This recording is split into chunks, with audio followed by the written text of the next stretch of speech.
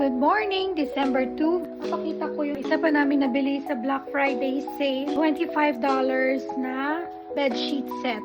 Mahal para sa akin yung $25, pero dahil 1,000 thread count siya. And maganda nga siya kasi tingnan nyo.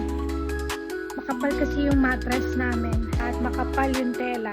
Share ko lang itong mga nabili ko sa Black Friday sale sa Amazon. Glass container with lid para sa mga leftover. Hindi na tayo gagamit ng plastic. Finally, bumili din ako nitong dryer lint vacuum attachment. Kasi brush lang yung ginagamit kong panlinis. Hanggang na-accumulate na yung mga lint and bumili na tayo niyan.